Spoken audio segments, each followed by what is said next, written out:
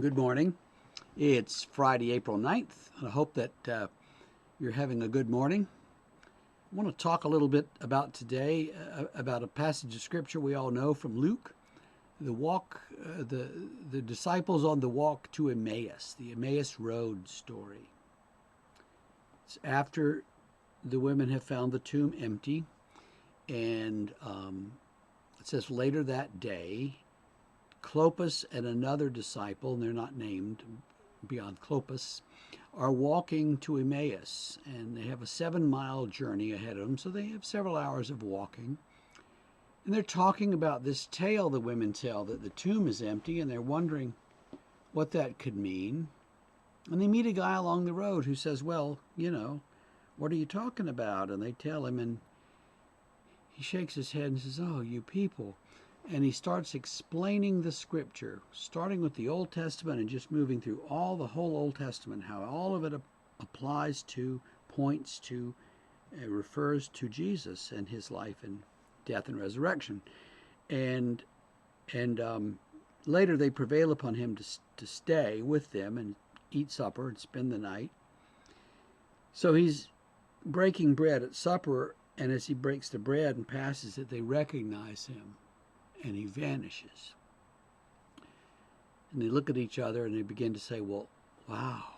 When he was explaining the scriptures, it really just came alive. Our hearts burned within us. It meant so much. Some wag said one time that all parts of scripture are equally inspired, but not all equally inspiring. Some stuff in there is just like radioactive with God's work and what God was doing then and what God's doing through Jesus and what God is doing to us, and the details and the stuff that just pours off the page. Other parts you wonder, why in the world is this in here? And it's as though the Jews just gathered it all up and plopped it in the Bible and over the years, and so there we are.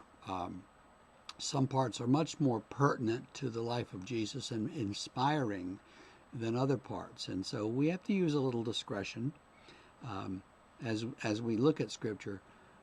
One of the things that I was taught in seminary was that you always look at the Old Testament Scriptures in their context. If it's about King David, it's about King David. You can't be talking about Jesus. When you write a paper or you do an exegetical thing, you always focus on that immediate context, which is a good thing to learn. But it means that you never think about the allegorical interpretations or the interpretations that point to the future, to Jesus Christ. You never do any of that stuff. It's taken me a very long time to begin to appreciate those kinds of readings of Scripture. And I think that's the kind of reading that we need to learn. Our part of the Church Universal has ignored that and to some extent forgotten that kind of reading. I think it would be good for us to regain that. So much of it, the Old Testament, the Hebrew Scriptures, points to the things that Jesus did and the things that had to happen to him. And as you begin to understand that, you begin to see that this was what God is doing, and this is the way that God works through Jesus to reconcile us, for him to lay down his life for us in love. I hope that you have a wonderful day, and I'll see you tomorrow.